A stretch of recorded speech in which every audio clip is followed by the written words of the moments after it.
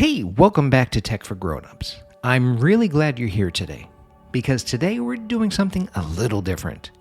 We're not doing a how-to, and we're not walking through settings or talking about a specific scam. Today I want to have a real conversation with you about something that is everywhere right now that affects almost everyone listening to this, and that almost nobody, and I mean nobody, is talking about honestly. We're talking about AI. The good, the bad, and the ugly. Let's jump right into it.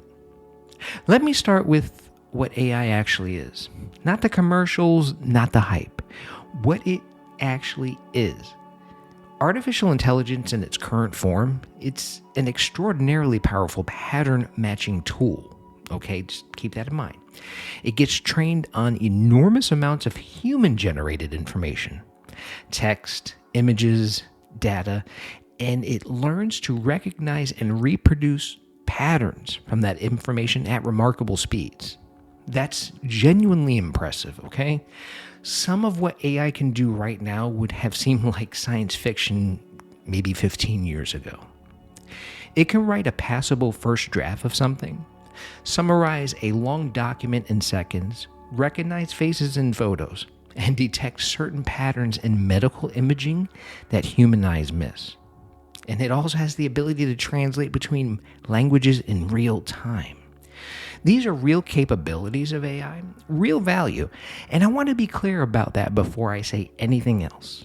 But, and this is a significant but, AI cannot walk into a room and read the tension between two colleagues who aren't speaking to each other. It cannot feel the difference between a patient who says they're fine and a patient who isn't. And it cannot draw on 30 years of watching how a particular industry actually works. Not how it looks on paper, but how it actually functions with all the politics and personalities and the unwritten rules that never appear in any training manual. It cannot replace wisdom. And wisdom, in case anyone needs reminding, is mostly made of time. Okay, let's talk about what's actually good here, because I'm not here to tell you AI is all bad. That would be lazy and it wouldn't be true. So for older adults specifically, there are real, meaningful benefits happening right now. And I want to tell you about a woman in our community. Let's call her Helen. Okay, Helen was diagnosed last year with a rare autoimmune condition. Her doctor, as excellent as he was, he had limited experience with this particular combination of symptoms. So Helen, and of course with the help of her son-in-law, used an AI tool to research her condition. She cross-referenced her symptoms with the latest clinical literature, and she was able to walk into her next appointment with a list of questions that her doctor described. Now, I'm quoting here, okay? The most informed questions I've received from a patient in years. So Helen didn't replace her doctor. She supplemented him. She showed up as a more informed and empowered patient, and she got better care because of that. That is AI working for a person, not on them. That's the version I believe is worth celebrating. And there are others. AI-powered hearing aids that adapt in real time to background noise. Fall detection systems, sophisticated enough to tell the difference between sitting down quickly and actually falling. Translation tools that let grandparents communicate with children who grew up speaking a different language. This is real value and real improvement in real lives. This part of the story is true, and I think it's important to say so. Now, here's where I need you to really listen. A few weeks ago, Oracle, who is one of the largest technology companies on the planet, laid off between 20 and 30,000 employees in one shot. A lot of them got a 6 a.m. email, and that was it. That was career over. The stated reason? AI. The technology, they said, had made many of these positions unnecessary. But let's look at that claim carefully. The positions being eliminated were held overwhelmingly by experienced, mid-career to senior professionals, architects, program managers, security specialists, people with decades of institutional knowledge that exists nowhere in any database. It cannot be scraped from any website, and it took entire careers to build. AI made these positions unnecessary, okay? No, that's not true. AI provided a convenient explanation for a decision that was really about cost, about replacing expensive, experienced, and legally protected employees with cheaper alternatives. And while Oracle was handing out those 6 a.m. termination emails, they were simultaneously filing thousands of applications to bring in cheaper workers from overseas. So, the work still needed to be done. They found a cheaper way to do it, and AI gave them the story to tell the public. Here's what bothers me most about this. This isn't new. Companies have been eliminating experienced workers for decades using whatever justification happened to be culturally available at the time. In the 90s, it was restructuring. In the 2000s, it was outsourcing. And in the 2010s, it was digital transformation. But now here in 2026, it's AI. The justification changes, the pattern does not. And the people who pay the price are almost always the same people. Experienced, older workers whose decades of accumulated knowledge are suddenly declared obsolete by the very companies that spent years benefiting from it. I want you to think about that. Now, here's the thing I really want to say, the ugly part, the part I don't think enough people are saying out loud.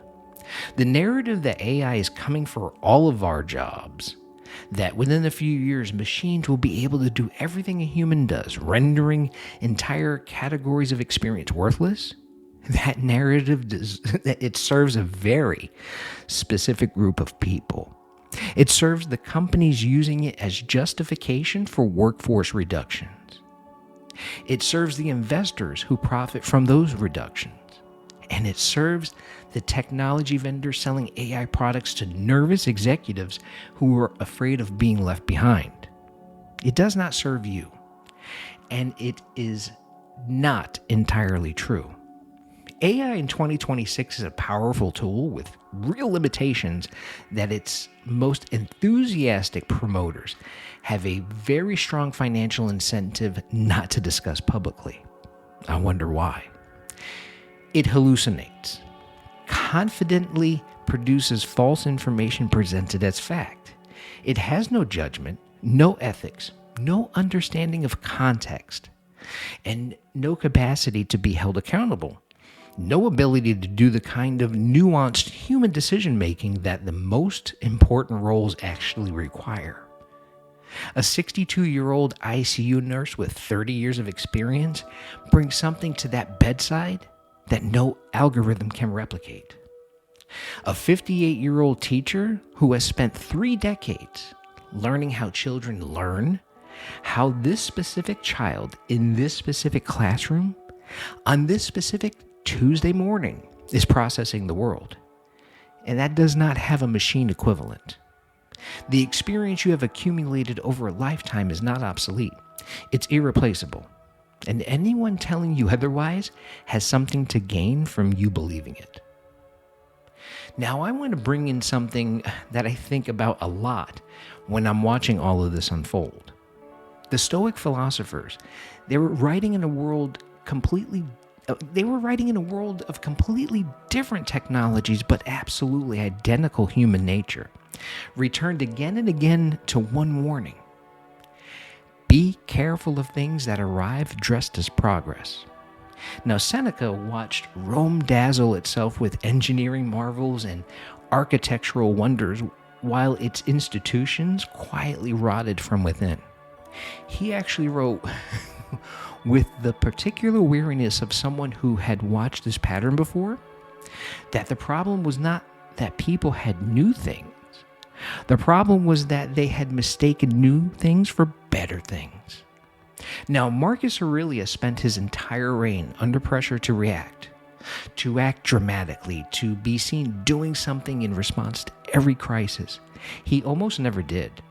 His great discipline, the thing that made him arguably the most effective leader in Roman history, was the ability to look past the performance of urgency and ask the plain, quiet question underneath everything. What is actually true here? What is actually happening? And who benefits from my believing the story I'm being told? Now, that question asked about AI in 2026 is not a comfortable one. Who benefits from you believing that your decades of experience are now worthless?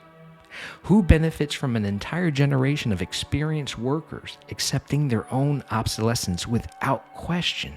The Stoics would not have been afraid of artificial intelligence. They would have been deeply skeptical of the humans making claims about it, though. That skepticism is not pessimism, it is clarity. So what do you actually do with all of this? First, I want you to use AI. Genuinely use it. The tools are real. The benefits for individuals are real. And there's no wisdom in refusing them out of principle. Use AI to research your health. Use it to draft things. Use it to learn.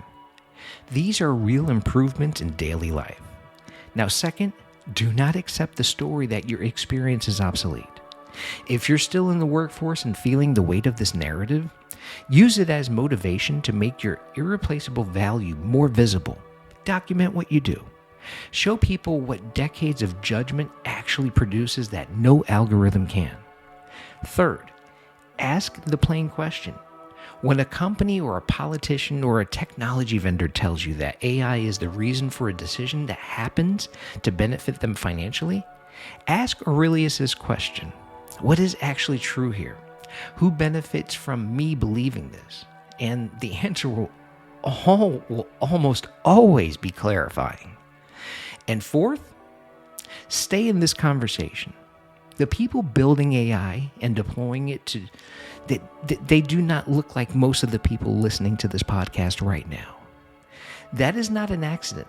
The antidote to being left out of a conversation is to be in it anyway, loudly, with evidence, with the particular authority that comes from having watched the world long enough to recognize a pattern when you see one.